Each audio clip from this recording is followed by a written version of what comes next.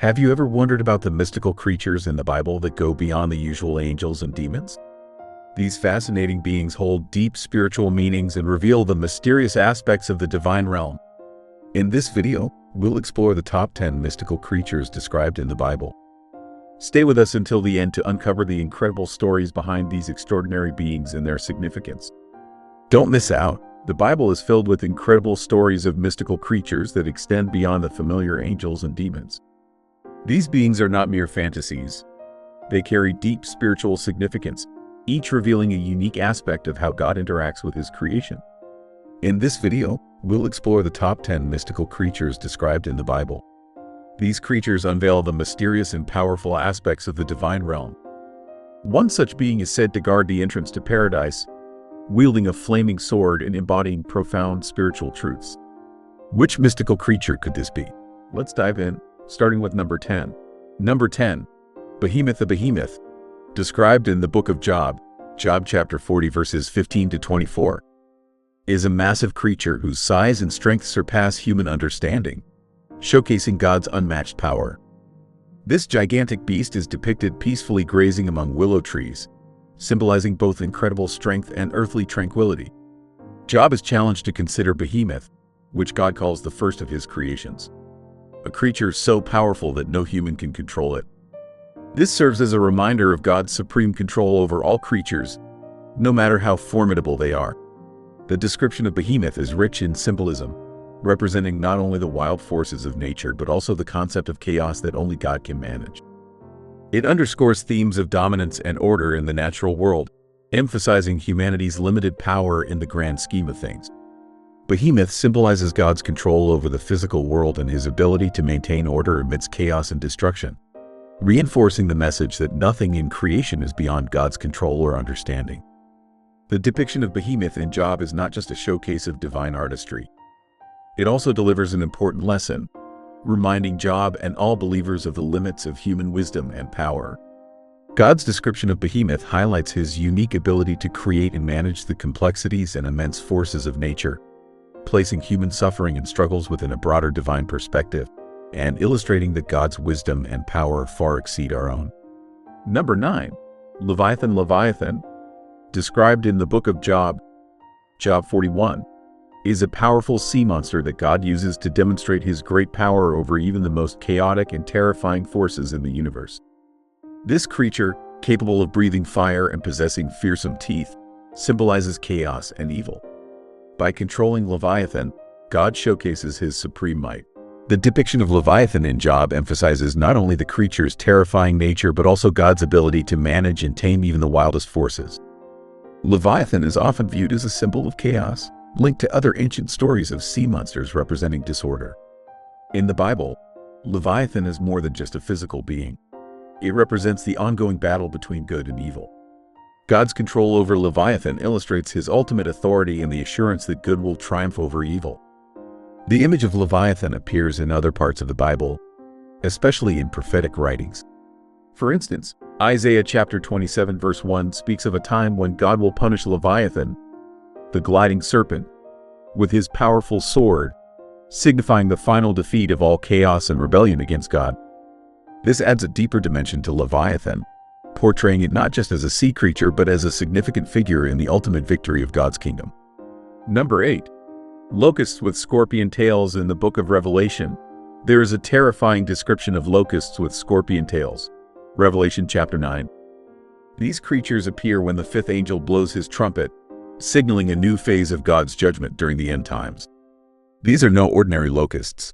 They emerge from the abyss and have the power to torment people who do not bear God's seal on their foreheads. The pain they inflict is akin to a scorpion sting, intense but not lethal, lasting for 5 months. These locusts have an eerie and frightening appearance, described as resembling horses prepared for battle, with golden crowns, human-like faces, long hair like women, and teeth like lions. This blend of features makes them fearsome, signifying that they are not just ordinary insects but special agents of punishment sent to torment those who defy God. Their leader is the angel of the abyss, named Abaddon or Apollyon, which means destroyer, highlighting their purpose of bringing destruction.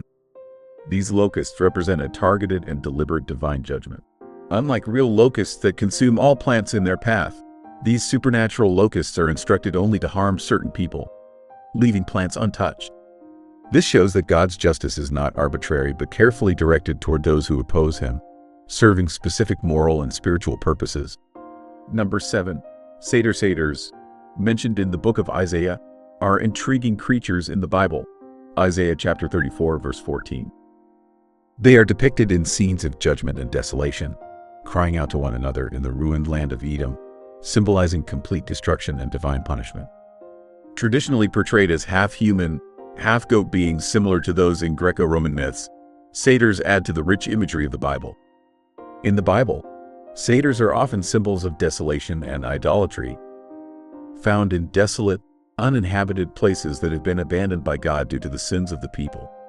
This aligns with their mythological role as wild, unruly creatures, emphasizing the moral decay that leads to such divine judgments.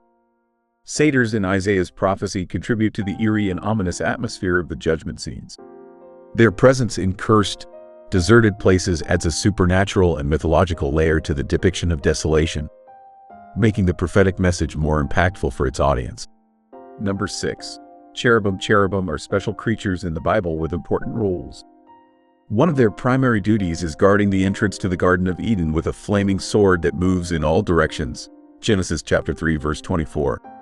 This story shows that after Adam and Eve disobeyed God, cherubim were placed to prevent them from returning to paradise, symbolizing their loss of direct access to the perfect garden where they once lived. In Ezekiel's visions, Ezekiel chapter 1 and 10, cherubim are described in great detail, having 4 faces, those of a man, a lion, an ox, and an eagle.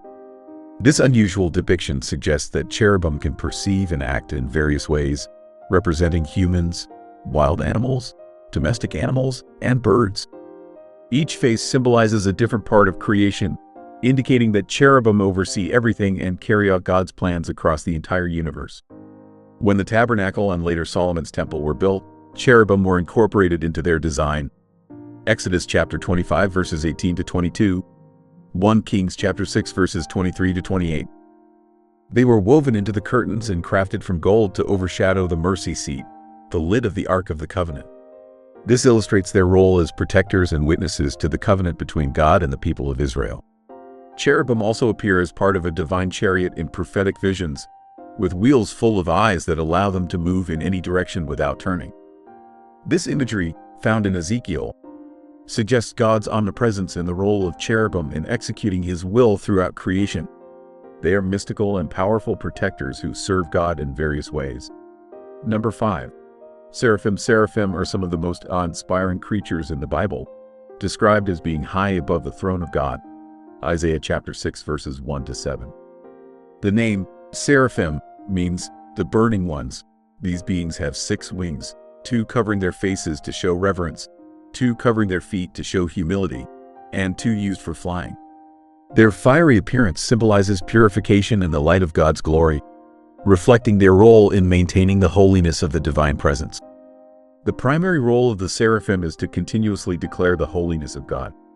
They chant, "Holy, holy, holy is the Lord of hosts.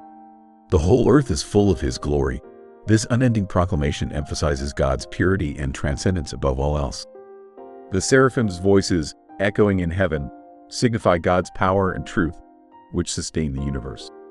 In Isaiah's prophetic mission, a seraph plays a crucial role by touching Isaiah's lips with a live coal from the altar, symbolically cleansing him of sin and preparing him to deliver God's messages. This illustrates that seraphim help bridge the gap between God and humanity, ensuring that those who speak for God are purified and ready. Seraphim are unique because they are constantly in God's presence, unlike other angelic beings. They can withstand the overwhelming power and glory that emanate from God's throne, making them one of the highest orders of celestial beings, entrusted with worshiping and witnessing the majesty of God directly. Number 4. Nephilim. The Nephilim are among the most mysterious figures in the Bible, appearing briefly in Genesis chapter 6 verses 1 to 4. They are described as the offspring of the sons of God and the daughters of men, suggesting a union between heavenly beings and earthly humans. This union resulted in the birth of the Nephilim, who were often depicted as giants or mighty warriors known for their great size and strength. The mention of the Nephilim introduces themes of divine-human interaction that cross established boundaries, adding complexity and intrigue to the narrative.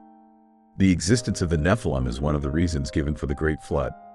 Their presence signifies a corruption of the human race and an imbalance in the natural order of creation. This story portrays the Nephilim not just as physical giants, but as symbols of broader chaos and moral decay. Their formidable nature and the fear they inspire reflect a widespread disorder before the flood, leading to God's decision to intervene and cleanse the world. In Jewish and Christian traditions after the Bible, the Nephilim have inspired various stories and interpretations. They are often linked to legends of fallen angels, and their legacy is seen in later biblical giants, such as Goliath, who challenged God's chosen people. These connections highlight the lasting impact of the Nephilim on biblical narratives and their role in illustrating themes of rebellion and divine justice.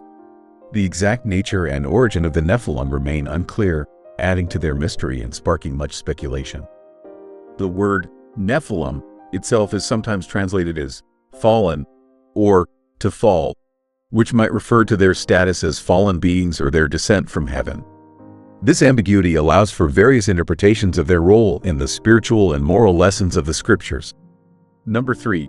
Ofanim. The Ofanim are one of the most enigmatic celestial beings described in the Bible, primarily seen in the visions of the prophet Ezekiel, Ezekiel chapter 1 and 10. These beings appear as wheels and are part of the divine chariot, known as the Merkabah, which moves with the cherubim. The Ofanim are unique in that they are full of eyes and can move in any direction without turning, symbolizing their ability to see everything and be present everywhere, much like God. Their design, with intersecting wheels and rims full of eyes, indicates that they are constantly observing the universe, ensuring that nothing escapes their notice. The Ofanim represent God's divine justice and omnipresence. In Ezekiel's vision, these wheels move in unison with the living creatures, demonstrating that they are integral to the execution of God's will throughout the universe. This harmony and order reflect the perfect and structured nature of divine justice, which is all-seeing and all-encompassing. The mystical nature of the Ofanim is emphasized by their perpetual motion. They never cease moving, symbolizing the continuous activity of God's will. This endless movement mirrors the eternal nature of God's justice and care, ensuring that the divine order is always maintained.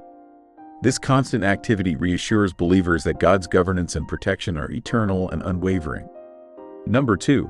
The dragon. In the book of Revelation, the dragon is a powerful symbol of evil and opposition to God. Revelation chapter 12 verses 3 to 9. The dragon is described as a large red creature with 7 heads, 10 horns, and 7 crowns on its heads. This detailed description portrays the dragon as a figure of immense power and authority, closely associated with chaos and destruction. The red color of the dragon symbolizes war, blood, and rebellion, making it clear that the dragon is a major adversary in the narrative. The dragon in Revelation is identified as Satan, the ancient serpent who deceives and leads the whole world astray. The dragon fights a war in heaven against Michael and his angels, but ultimately loses and is cast down to earth. This defeat marks the beginning of his brief but destructive influence on earth, bringing suffering and persecution to those who remain faithful to God. This illustrates the dragon's role as the ultimate opponent of God's rule and the personification of evil. The dragon's 7 heads and 10 horns are inspired by ancient mythological creatures, often symbolizing chaos and depicted as multi-headed serpents or dragons. The numerous heads and horns suggest immense power and influence, possibly representing various kingdoms or powers controlled by Satan. The crowns on the dragon's heads signify claims to royal authority, challenging God's sovereignty and setting up the ultimate conflict between good and evil. The dragon's attempt to devour the child of the woman clothed with the sun, who represents both Israel and the Messianic community, further emphasizes his role as the persecutor and destroyer. This act highlights the ongoing struggle between the forces of good, symbolized by the woman and her child, and the forces of evil, represented by the dragon. This story is not only about a cosmic conflict, but also serves as an allegory for the continuous battle between spiritual forces that shape human history. Number 1. The 4 living creatures. The 4 living creatures are extraordinary and powerful symbols found in the Bible, especially in the visions of Ezekiel and Revelation. Each creature has a different face, one like a man, a lion, an ox, and an eagle. These faces represent different aspects of creation and demonstrate the greatness and power of God. The face of a man symbolizes intelligence and control. The lion represents strength and leadership. The ox stands for service and reliability, and the eagle signifies majesty and spiritual vision. In Ezekiel's vision, these creatures move with the Ofanim beneath God's throne, indicating their significant role in God's plan. They are positioned near God's throne, signifying God's rule over all creation. The creatures move as swiftly as lightning, reflecting God's power and glory. In the book of Revelation, the four living creatures surround God's throne, constantly singing, "Holy, holy, holy is the Lord God Almighty, who was and is to come." Their unceasing worship highlights their dedication and importance in heaven. Their perpetual praise serves as a reminder to all in heaven of God's holiness and ultimate authority. And that concludes our exploration of the top 10 mystical creatures in the Bible, beyond angels and demons. Each of these beings offers us a glimpse into the incredible and mysterious aspects of the divine world, revealing the depth and complexity of the spiritual realm. If you enjoyed this journey, please like, share, and subscribe for more fascinating insights into biblical wonders. Which mystical creature fascinates you the most? Let us know in the comments below. Until next time, stay blessed and keep discovering the profound mysteries of the Bible.